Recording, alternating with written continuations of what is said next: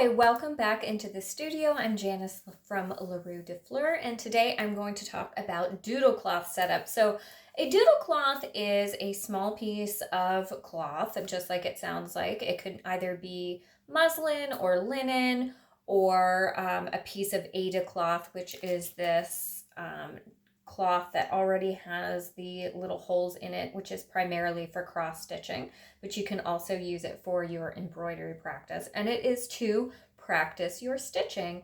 So similar to what I have been doing, hold on.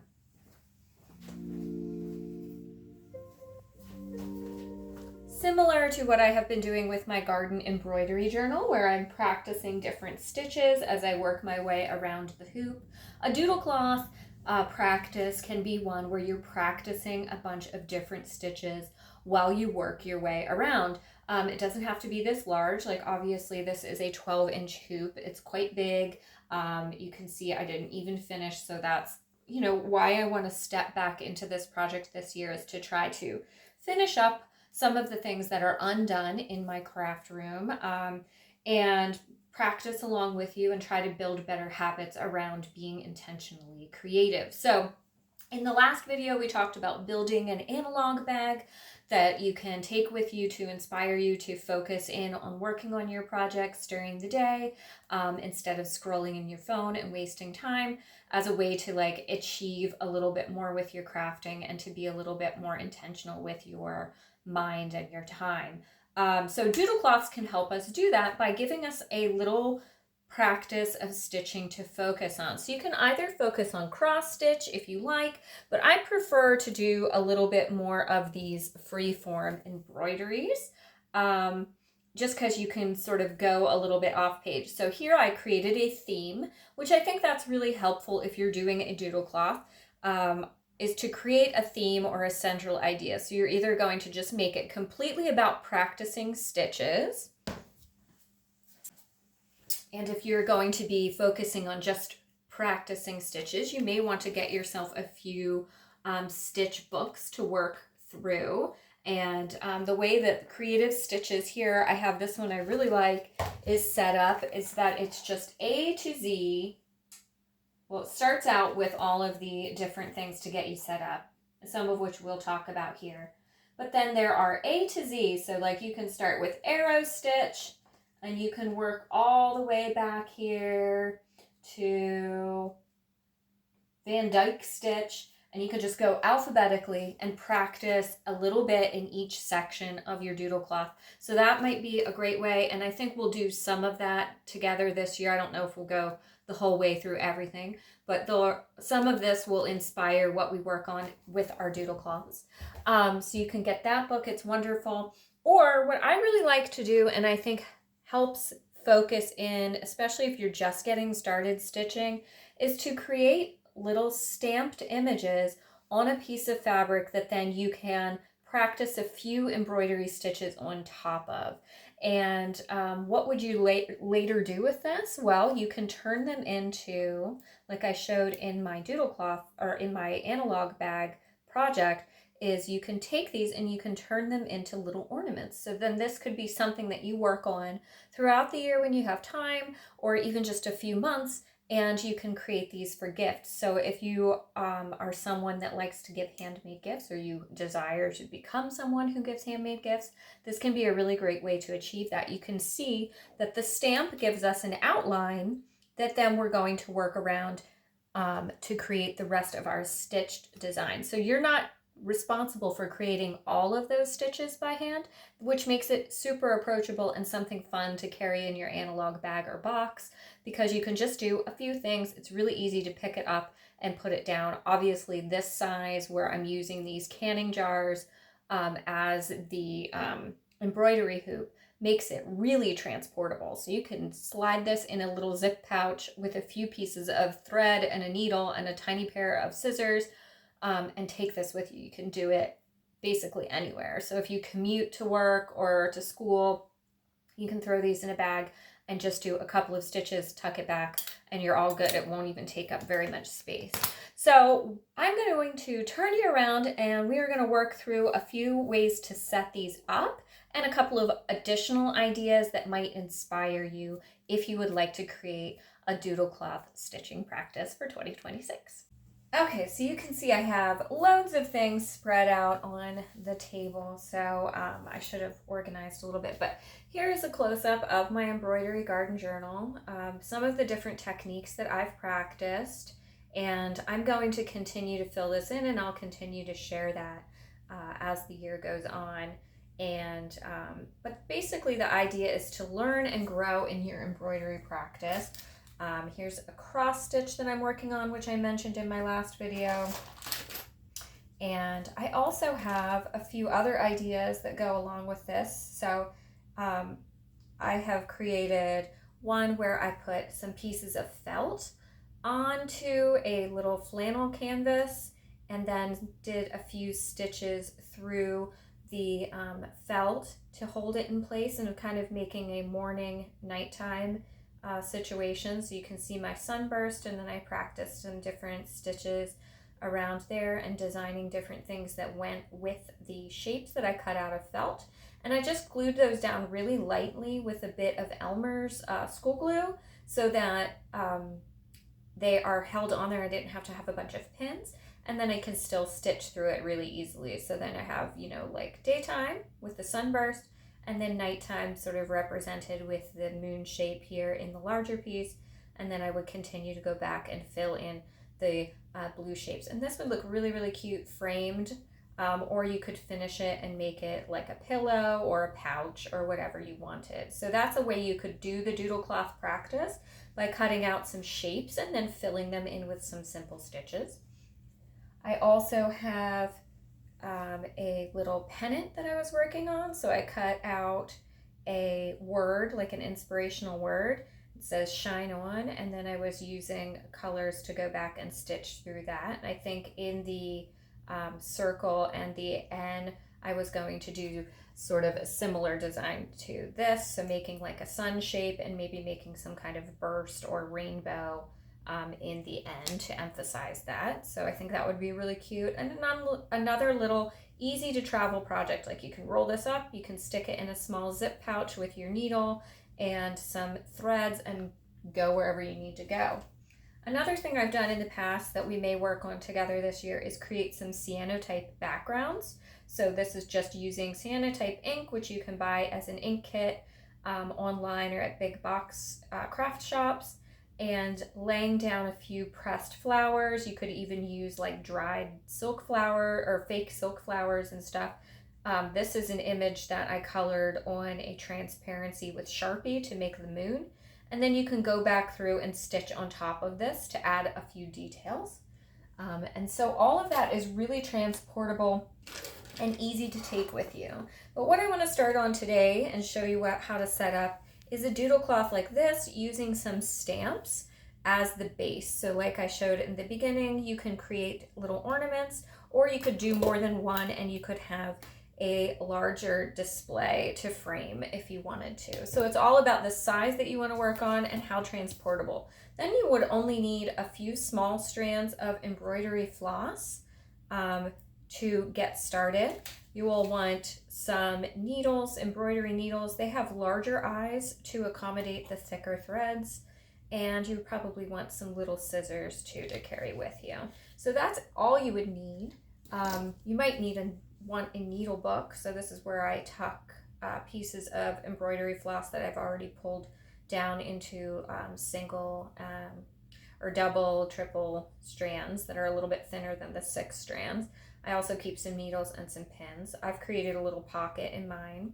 This is just felt with a piece of batting stitched into it and a little panel of felt to make a little pocket. This is a little example of a doodle cloth kind of stitching that we would do. It's just a few simple like daisy petal stitches, running stitch to make the border, some cross stitches, a few back stitches to create the heart, and some French knots to create a few little pops of dots of color there.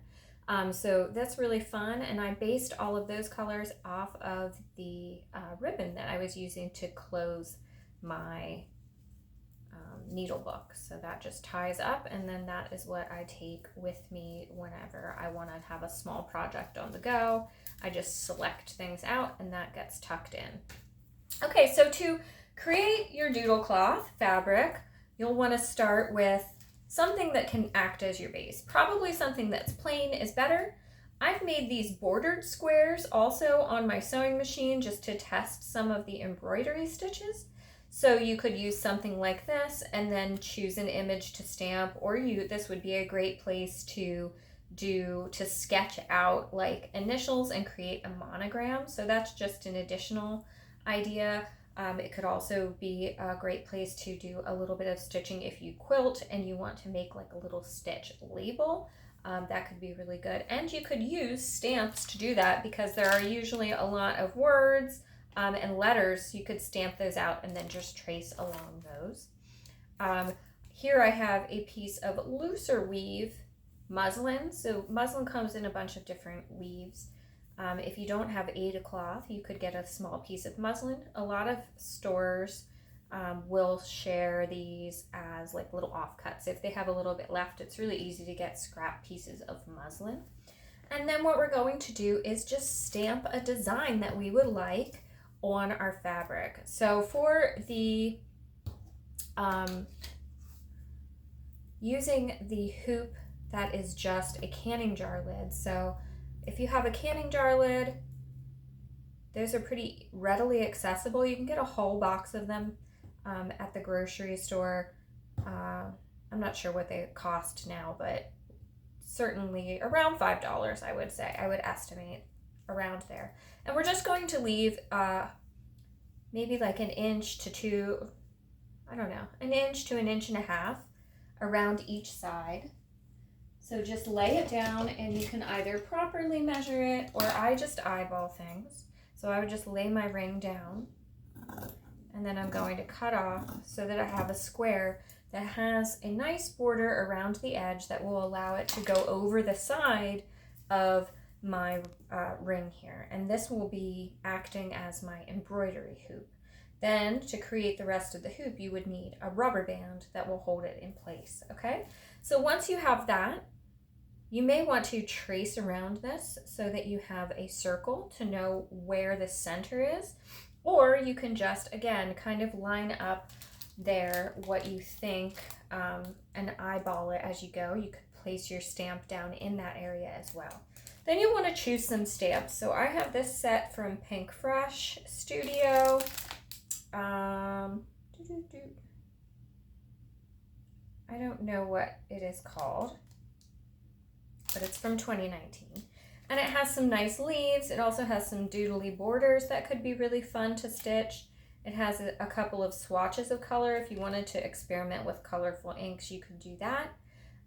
So you could use something like this and then stitch around the leaves.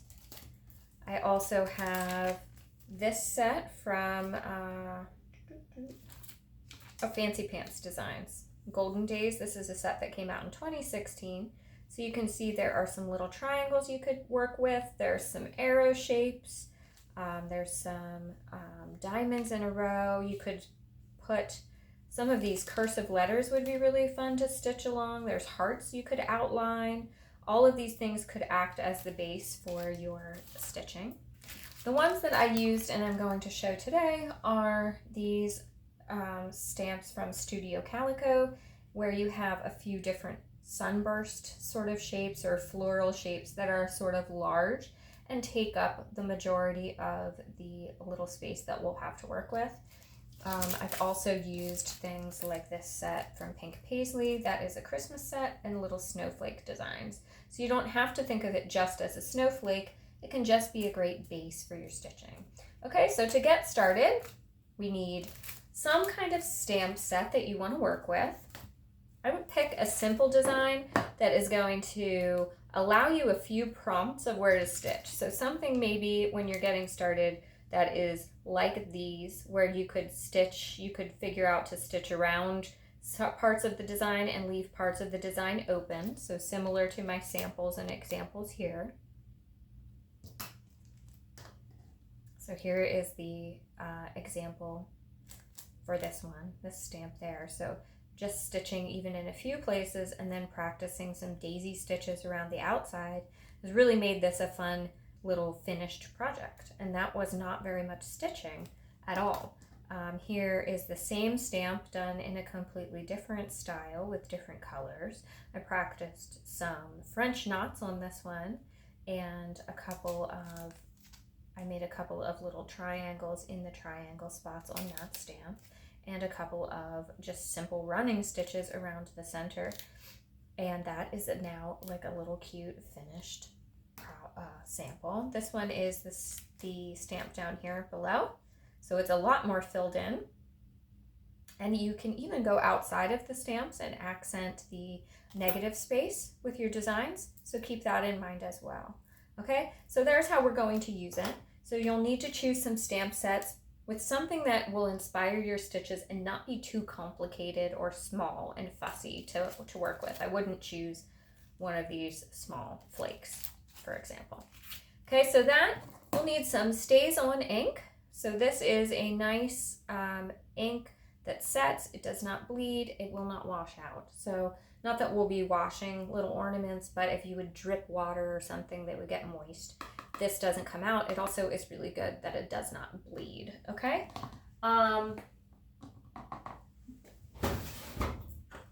We also need, another brand you could use is archival ink. So this is also archival ink. It's acid-free, which is good for the length of your project, and it's waterproof as well. This is a dark gray called Watering Can from Ranger, so you can use that also. So that's a good one that I just keep in my desk, so it's always handy. You might need a little thing to stamp with, so this is just a clear stamping block that fits the size of my stamps. And you'll take your stamp out and just stamp it like sticky, the flat part onto the back of there. And then you will just stamp. So you might lay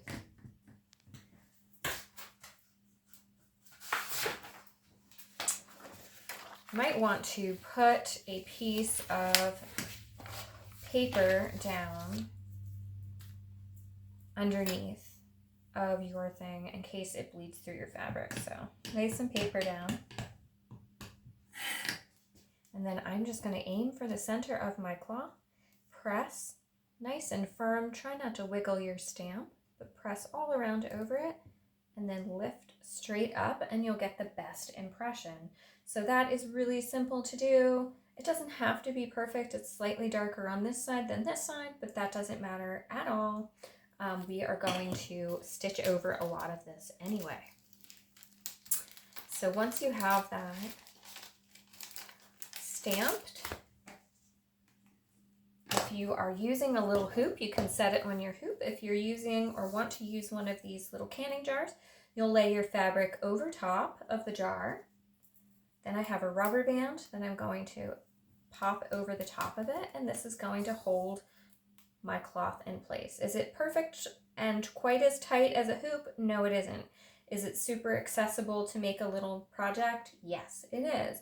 So then we'll be able to sew through the image on the back just like you would a hoop. Okay, so once we have that all set up, now we can choose some of our threads. One other thing I wanted to mention really quickly in case you don't have stamps or you don't want to buy ink or a stamp set just to do this project is you can trace around things as well. So this is a little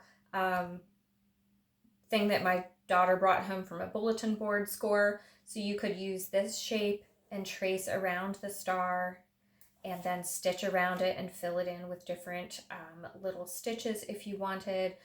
You could just trace a simple circle. You could trace a circle and then draw on a few of these like teardrop shapes, anything that will fit in there. You can just create your own background. I would find a washable or waterproof marker or just use pencil that then would disappear underneath of your stitches. So that's another approach if you don't have stamps and you don't want to get stamps. Okay, so then once we have our little doodle cloth outline set up, we're ready to start stitching. It's very simple. You just need whatever type of color you want to work with. I'm going to choose something that's a little bit punchy so it's easy for you to see. I don't know if I have anything in here. This orange could work. And I've pulled this apart into 2 strands. So in case you're not familiar, it's your first time really working with embroidery floss. It comes in 6 strands together. They're all twisted together, and you can pull them apart to make thinner pieces of threads. And then I have a little piece of wax, but you can also use bar soap if you don't have a piece of wax, and this draws those threads together. So when you pull them out, they'll be split, and that would be really hard to thread through a needle. So if you use the wax or the soap, it pulls them together. It also stiffens them up a little bit, which makes them easier for you to thread through your needle. So pinch it back here at the base of your fingers, and then you're going to wiggle it up through the eye of your needle. If it helps you, you can tie the ends together. Otherwise, I like to leave a tail that's about as long as the palm of my hand. That way I'm not pulling it out. And you'll need to pull on the needle as well as the thread when you are drawing it through the fabric. If you just pull on the needle, you'll unthread everything and you will get frustrated. To tie, I pinch it between my fingers, wrap the threads around to make a little loop, and then tuck those tails down through your fingers and pull them till you get a little pretzel shape, and you pull on that, and that creates a knot. Once you have your knot, you can just choose where you want to start sewing. So I am going to just follow along with my design, as was the intention here. So I'm just going to go around this loop, up and down through my fabric. When your thread is on the back, your needle needs to come up from the back. You'll pull it all the way up till you get a little bit of tension. That tells you you've drawn it the whole way through. When your thread is on the top, your needle is going to go down the whole way through the top. And you're going to pull on the needle and thread again till you get a little tension that lets you know you've pulled it all the way through.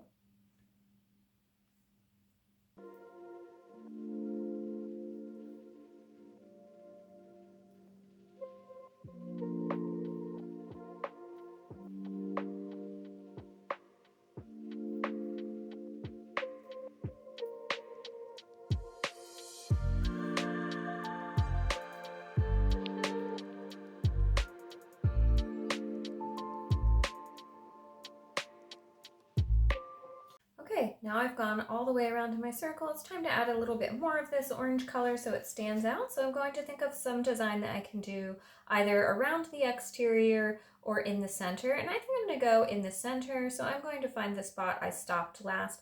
And now I am going to just create a few French knots in this area. So you do that by coming up through the back of your fabric.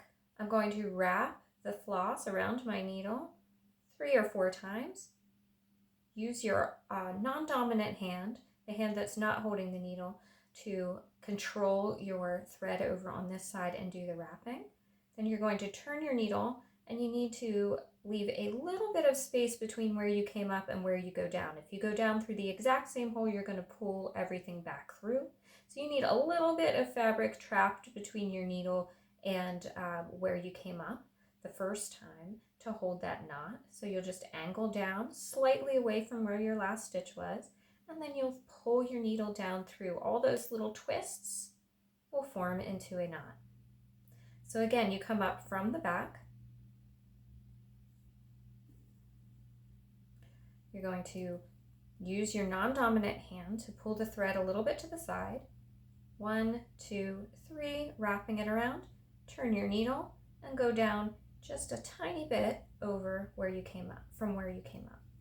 And this will make your little knot.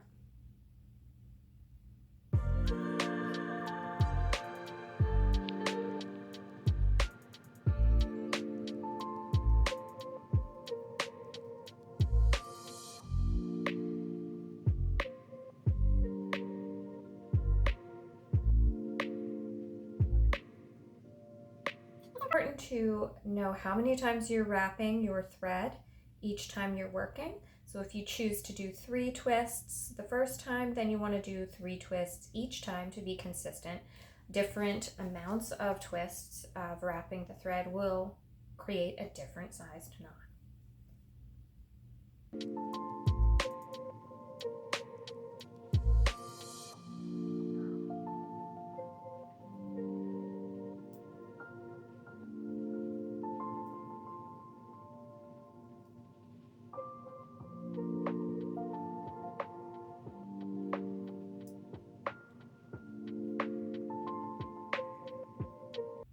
There I have created a bunch of little French knots that are also going around in that same circle underneath the dashes that I stitched in before.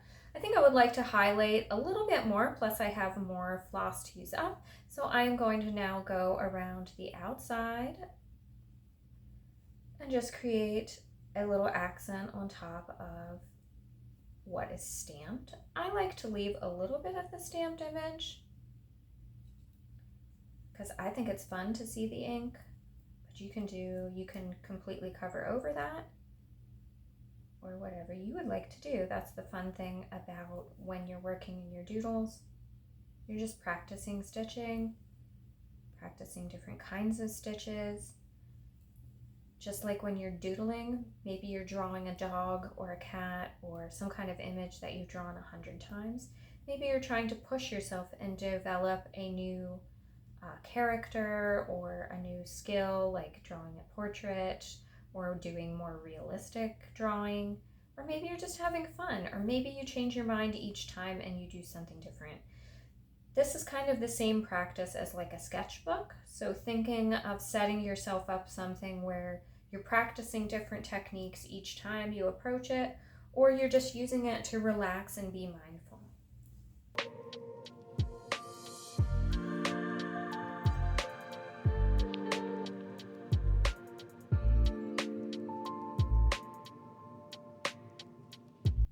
This stitch here is just a very basic running stitch, so I'm coming up from the back. I'm going down a few spots over. This time I'm following the line. I'm starting at the base of the diamond each time. If I came right back up through that hole, I would pull my stitch out. And then I'm just spinning my canvas as I'm working so that it's easier for me to access the top and each stitch.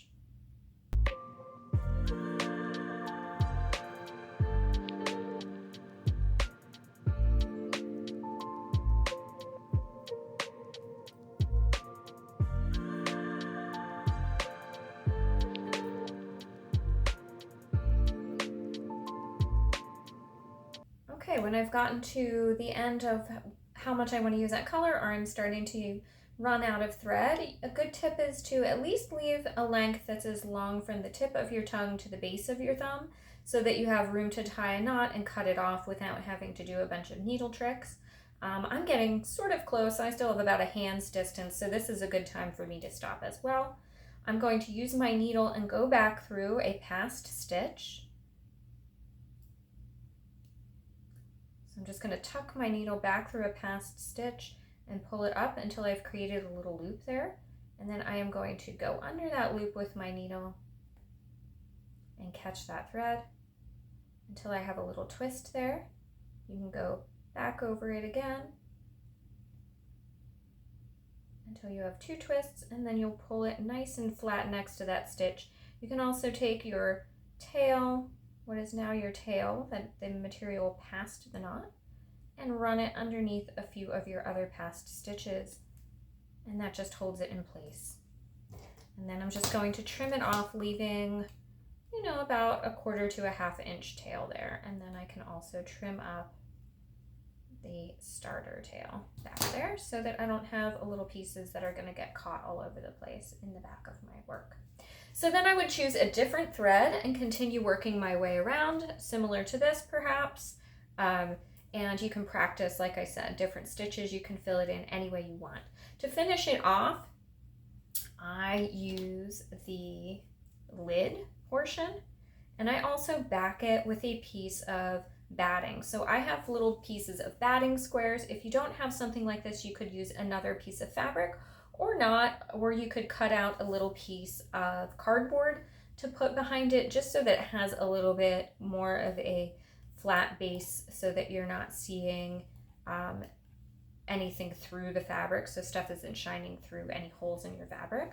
I like to use batting because I have a lot of little pieces. Then I used the canning lid to create a stiff back, and I just push that down in between it. So you're laying your doodled fabric on top of a piece of construction paper or paper, or if you have a little piece of batting or another piece of cloth, you're layering those up. You're pushing the ring up through like you would if you were using it to can, and that traps the fabric in between the ring and the lid.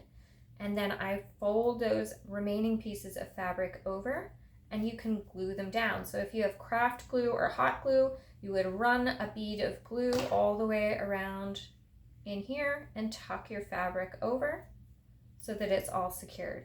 You could use it just like that if you want to, or you can cut out another circle simply by tracing your lid and then cutting a little bit inside of it, so that works, and then you can glue that down in place. If I were going to create this for a gift, I would certainly do that final step. If I were going to use it on top of a canning jar because I've made like some jelly or preserves that I wanted to give away, I would not add another layer. I would just use the cloth on top, and then you could let that hang down the side of the jar for a really cute detail. And that way it would still seal your ingredients, and there would be less chance you're going to get mess on your cloth. So that could be really cute too for that. If you are finishing it like this for another gift, you can put a little hanger on it. So I would get like a little metal hook perhaps and glue it and then bring it up over the top. You could also glue a piece of ribbon around the side and leave a little loop at the top of that to hang it. And then you would have a really cute handmade ornament for yourself or to gift. So I hope you enjoyed this little process today. I do sell these kits in my shop. So you would get the ring, the lid, a piece of cloth that's stamped with a design, as well as a small little embroidery sampler. So you could get you will get a random pocket of different small pieces of embroidery floss. That way all you would need is a needle, scissors, and wax if you prefer to use wax. So thank you for joining me today, friends. I hope you're inspired to set up your own little doodle cloth practice. I will be showing additional larger pieces as I work. I just wanted to show you something to get you jumped in, so perhaps we'll set something up larger together in the future, and we will be getting back into the embroidery garden journal too. So if you haven't checked those out before, go ahead back, and I will link that whole series in the description box below. So have a great day. Keep stitching.